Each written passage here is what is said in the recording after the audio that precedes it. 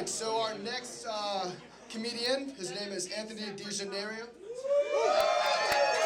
With a name like that, I know you're expecting a big Italian, and guess what? That's what you got. I love big Italian. How's everybody doing tonight, huh? Let's get loud up in here. Yeah! I just want to say I recently just got back from vacation, and there is nothing like home. So this is awesome. Thank you, guys. Speaking of getting back from vacation, what a bitch it is to travel. My fucking God. This is my second time ever being on a plane. I don't travel like that. First off, as I'm getting to the plane, I have to do my research, right? What can I bring on the plane? What can't I bring on the plane? I buy a new carry-on. You're allowed one personal item and one bag. So I take Delta. I hear the people call up for Zone 7. Zone 7 is the last zone that boards. This old couple next to me decides to have 6 bags between the two of them. No big deal. Let's just hope they have room. 2 seconds later, the guy goes on the intercom. This is Delta here. Just so you guys know, there is no overhead baggage left. If you guys are able to check in your baggage, we'll let you board first. I mean, what kind of convincing is that? Oh, I get the board first. Great. In this big tube where I have to shit in a tiny bathroom. Great. So, anyways, they're in front of me. No big deal. Then I'm like, they have to surely get the hint. They got to check in the bag. Nope. They just decided to walk on in, straddle on in, and honestly, like, the whole reason why I'm telling this is because I checked in a bag.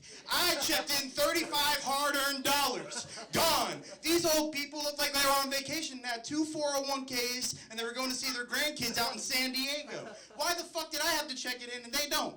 Maybe this is just a therapy session right now, so we'll let that go on. I appreciate you guys listening to that. All right, but the whole blessing out of that, though, was when I finally landed into San Diego, I was finally able to see my brother.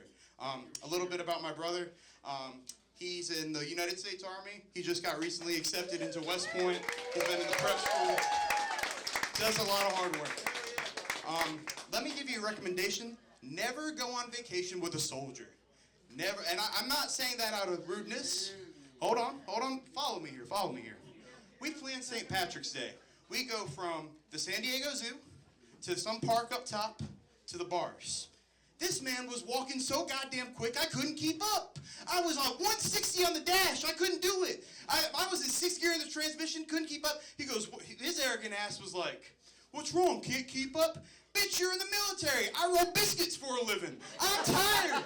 I'm fucking tired.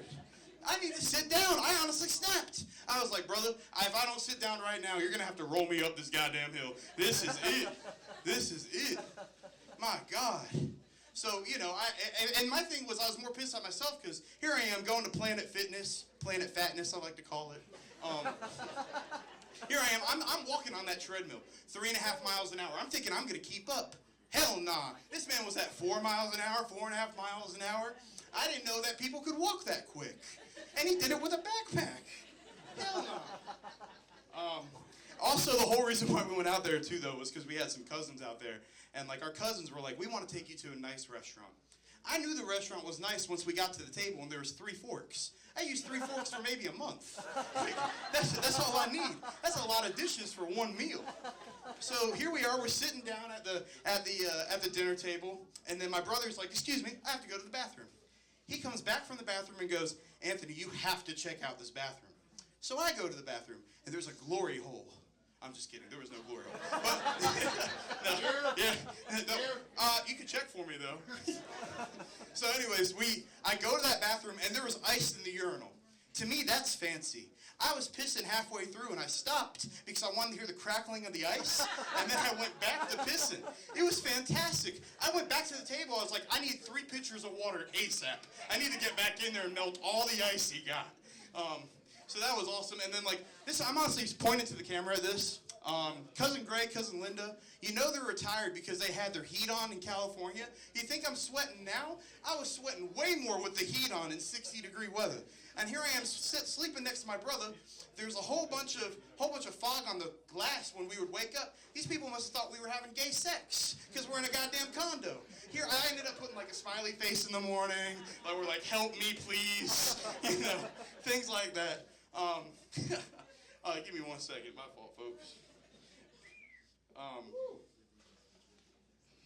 You know, oh yeah. So then, this is the final thing that I can take away from this trip and why I really missed home. Here I am, we're at the Pacific Ocean. I'm like, I'm gonna dip my feet in this ocean. So I do. It was fantastic, but that water was cold. So we moved to the sidewalk. This man on a bicycle is riding his bike with no hands. So I turn to my brother like this, and I go, hey Michael, look, no hands, no hands. Not even 2 seconds later, a man on a unicycle rides by with no arms. And here I am going, no hands, no hands. Reverse Lieutenant Dan whizzes by me, and then everybody in the world is laughing on the sidewalk. I'm like, damn, man, like, I didn't mean it like that. The guy before him had the no hands. And then that's when I realized God has a sense of humor. I know that God forbid, when my time comes, I'm going to be walking down the street, Jesus is going to walk by me and go, no hands, no hands. Thank you, everybody. Thank you so much for coming out. Love you guys. For real.